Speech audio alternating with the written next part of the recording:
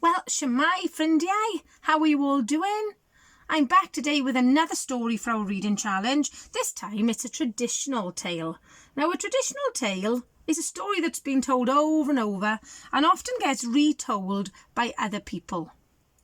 And today, the story is illustrated by Georgian Overwater, and I think one of the authors then at Usborne Books has created the story. And it's called The Three Little Pigs.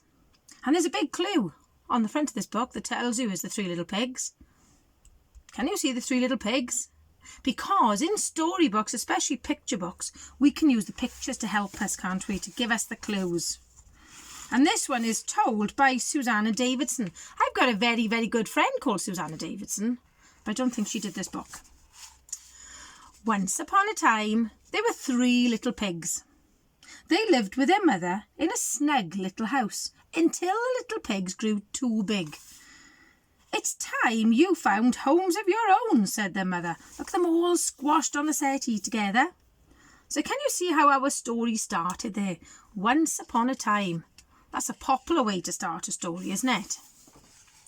So off they trotted on their short pink legs. Trottity-trot, trottity-trot, trottity-trot. "Watch out for the big bad wolf," called Mother Pig. Soon they met a man selling straw. It says, "Straw for sale." Who's this?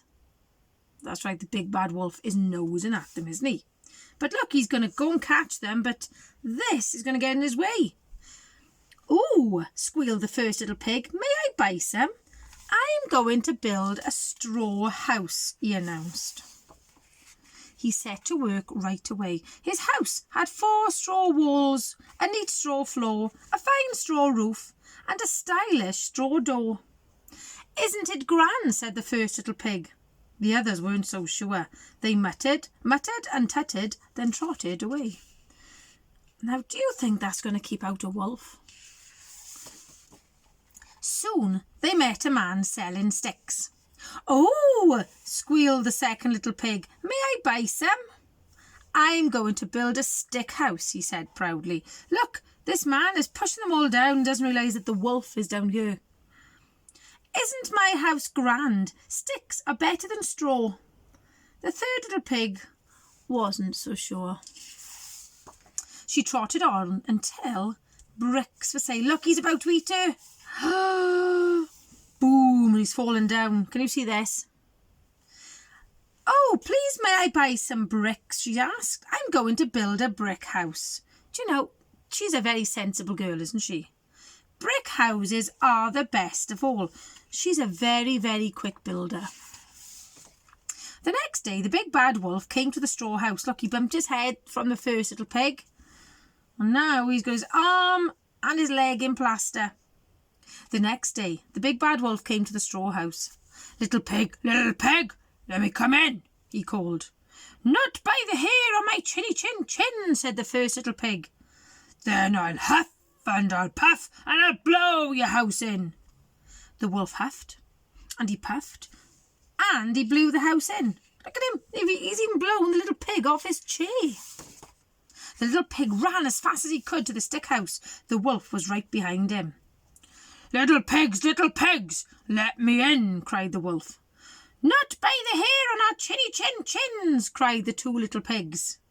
"Then I'll huff and I'll puff and I'll blow your house in." And he huffed and he puffed until at last he blew the house in. Look at the mess he's made, but because of his injuries, they can outrun him, can't they? The little pigs ran as fast as they could to the brick house. The wolf was just behind them. Little pigs, let me in." "No!" yelled the 3 little pigs. "Not by the hair on the chinny chin chins." "Then I'll huff and I'll puff and I'll blow your house in," cried the wolf. And he huffed and he puffed and he huffed and he puffed. Huff, puff, huff, puff, huff. And he huffed and he puffed until he ran out of puff. "Hee hee hee hee," laughed the 3 little pigs. "You can't get in." But the wolf jumped onto the roof. He slid down the chimney. Look, the poor little birds were nesting in there, which isn't a very safe chimney. and he landed splosh in the cooking pot. The third little pig picked up the lid and all three slammed it on. "By the hair on our chinny chin chins," they said, "we won't be seeing that wolf again."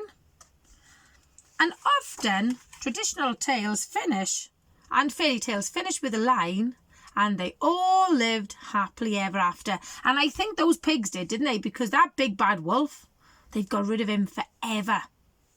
So shall we do our goodbye song? 1, 2, 3.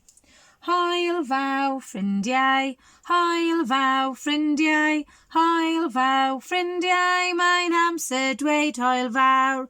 Twrelwre bantynni, bantynni, bantynni, twrelwre bantynni, mae'n amser dweud hwyl fawr. See you soon with another story.